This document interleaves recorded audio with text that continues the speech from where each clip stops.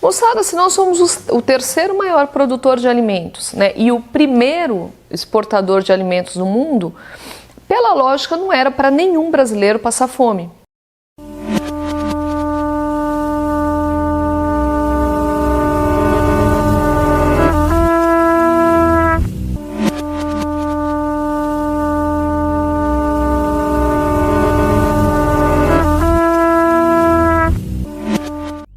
Fala galera, tudo em paz com vocês? O tema dessa semana é a respeito dos fatores que interferem na fome no Brasil. O tema da fome é um tema muito em evidência entre 2020 e 2021, principalmente agora em 2021, logo após o pronunciamento do ministro da Economia, Paulo Guedes, que disse que para acabar com a fome no Brasil, os pobres teriam que comer os restos da classe média. E na sequência, a Tereza Cristina, que é a ministra da Agricultura, disse que a gente deveria mudar as datas de validade dos produtos no supermercado. Evidentemente que significa vender produto estragado, vencido para a população. O quadro da fome que nós temos, ele é assustador, né? O Brasil tem hoje 55% da população em situação de insegurança alimentar.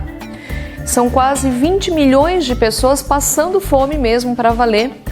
20 milhões de pessoas dá 10% da população brasileira. É 19 milhões e alguma coisa, mas alguma coisa é bastante gente. Só que o Brasil é o terceiro maior produtor de alimentos do mundo e o primeiro país a exportar alimentos para o mundo, tá? Então vamos ver os fatores que interferem nisso, porque esse é o tema da redação que está em vigência. Quais são os fatores que interferem na volta da fome na sociedade brasileira? Moçada, se nós somos o terceiro maior produtor de alimentos, né, e o primeiro exportador de alimentos no mundo, pela lógica não era para nenhum brasileiro passar fome. E a gente passa fome por dois fatores. A concentração de renda no Brasil é extremamente vergonhosa, né? A população que ficou rica com a pandemia jogou milhares de brasileiros na miséria e o preço do alimento subiu assustadoramente, e aí a população simples não tem dinheiro para comprar, e o resultado disso é fome, né? Então, alguns fatores interferem. O primeiro deles é a forma como a gente cultiva os alimentos. O Brasil dá prioridade, quando eu falo Brasil, o governo federal dá prioridade em incentivos fiscais para o grande latifúndio.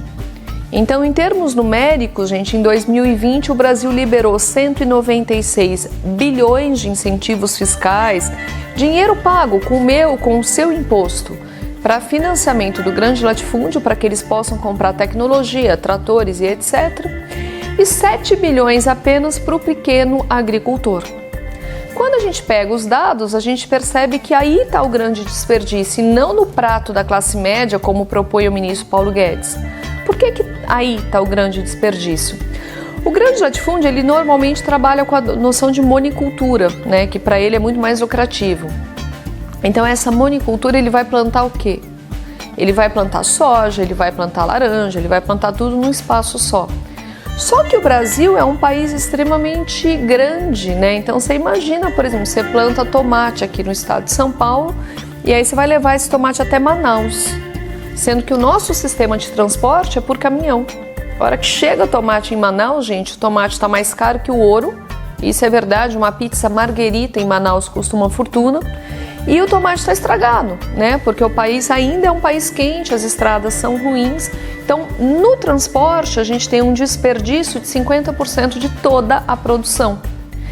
E o pequeno agricultor, o que ele faz? Ele tem uma área pequenininha. Então ele planta e ele já serve, né, o lugar próximo aonde ele está plantando, porque ele não tem grana para mandar para a transportadora. O sistema de produção dele é com menos tecnologia, com menos incentivo fiscal, porque não chega o dinheiro do imposto nele. Se para ele chega 7 bilhões, para o grande latifundiário chega a 196 bilhões, a diferença é gigantesca, gente. Então o primeiro fator está ligado à escolha fiscal do governo, e é exatamente isso que a gente tem que colocar na nossa redação, tá? A fome, ela não é uma coisa que surge por um acaso. A gente está numa situação de pandemia, sim, só que o sistema de produção de alimentos continuou. né? Muito pelo contrário, estão produzindo ainda mais com a pandemia. O Brasil aumentou as exportações de 2019 para 2000 e aumentou bastante, né? Agora, quando a gente exporta, evidentemente que chega a divisa para o país, mas o preço interno do alimento também aumenta. Então, quando o Brasil exporta arroz, né, falta arroz para o abastecimento do mercado interno. E para o grande produtor, gente, é evidente que para ele é mais interessante a exportação, porque o câmbio da moeda, né, teve uma desvalorização muito grande em relação ao dólar, em relação ao euro, e isso significa na prática que para quem produz arroz é mais interessante vender para o mercado externo do que para o mercado interno. Bom, mas como que os governos anteriores faziam para segurar o preço do alimento e tirar o Brasil do mapa da fome?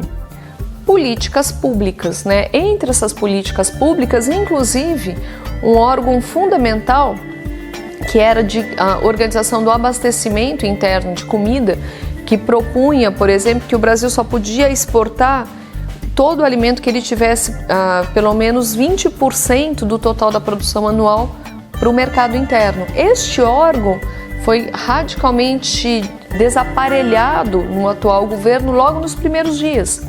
Então a gente já não tem mais nenhuma organização, nenhum órgão governamental que controle o abastecimento interno de comida. E essa é a segunda causa. Junto com as exportações vem o desabastecimento interno. E junto com o desabastecimento interno vem a lei da procura e da demanda, né? Quanto mais gente querendo comer arroz e quanto menos arroz para você colocar no mercado, o preço do arroz sobe. Sendo que se o governo tivesse estoque, gente, ele poderia comprar o alimento quando está barato e colocar em disponibilidade, né, para abastecer o mercado interno na hora que o preço desse alimento cresce, na hora que o preço desse alimento sobe. O resultado disso é o que vocês conhecem no mercado, tá? Os alimentos tiveram um aumento de 15%, sendo que a inflação de 2020, a inflação oficial foi apenas de 5%. O preço dos alimentos, portanto, cresceu 3 vezes mais do que o preço da inflação. E o resultado disso é fome na mesa do brasileiro, tá? O que é insegurança alimentar, né? É não ter a certeza de que você vai ter uma nutrição de qualidade, né, nos próximos dias. Então isso pega 55% da população brasileira. E a fome é falta de comida mesmo durante 1 ou 2 dias por semana, né? Para famílias inteiras, que é o que acontece hoje com 19,5 milhões de brasileiros, quase 20 milhões, sendo que a população brasileira é de 210 milhões de pessoas, né? Esse é um estado gravíssimo. Fora isso, com a pandemia, uma parcela considerável da população ficou desempregada, o auxílio emergencial que veio não é suficiente para alimentar a população. R$600, por exemplo, se vocês calcularem o preço de aluguel, de transporte, luz, água, aliás, luz acabou de subir 20%, não sobra para alimentação, né? Fora a insegurança alimentar e fora a fome propriamente dita, a população brasileira passou a consumir produtos alimentares mais baratos, né? Que são aqueles que duram mais, geralmente à base de carboidrato e não de proteína. Então, numa parcela da população a gente tem a fome, numa outra parcela da população que consegue se alimentar, mas apenas com produtos que são baratos, a gente tem um outro problema grave, que é a obesidade. E junto com a obesidade, uma série de doenças, como hipertensão, diabetes, né, e aquilo que a obesidade também acarreta. O Brasil tinha sido exemplo, né, de país que superou a fome, a gente tinha saído do mapa da fome. As políticas públicas de desmonte, né, dos órgãos oficiais que conseguem reduzir a fome são difíceis de serem revertidas e a gente tem grandes exemplos, né, de iniciativas privadas que foram contra a fome e deram um excelente resultado. A principal, né, iniciativa dessa que vocês devem se lembrar é de um sociólogo chamado Herbert de Souza, o Betinho, que a partir de 1993 começou a fazer uma campanha no Brasil para o combate à fome no país e arrecadou milhares de alimentos e alertou, né, os governantes e as políticas públicas de que isso era um caso grave, que era inadmissível, né, um dos grandes celeiros do mundo, como o Brasil é reconhecido internacionalmente, ter a própria população passando fome, tá? O que vocês devem colocar na redação de vocês? Os fatores que são políticos, né? A fome não surge por questões, por exemplo, quando tem desastres naturais, enchentes, que você pode ter períodos de escassez de alimento, ou guerras, ou terremotos. O caso não foi esse, foram políticas públicas de desabastecimento interno, tá? E principalmente em relação ao sistema de produção. Uma das graves consequências dos grandes latifúndios no Brasil é justamente a fome. Então não tem nada a ver com aquilo que o Paulo Guedes falou.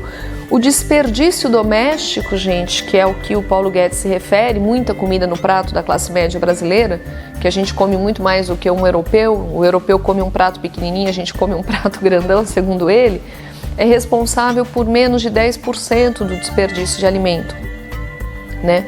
Boa parte do desperdício de alimento no Brasil está justamente por conta do latifúndio, no sistema de transporte, armazenamento e desperdício dentro dos próprios supermercados, porque o produto estraga, ele fica velho, tá? Então, para discutir esse tema, ter informação é fundamental para a gente não falar abobrinha, né? Como disse o nosso ministro. Boa semana para vocês, boa produção.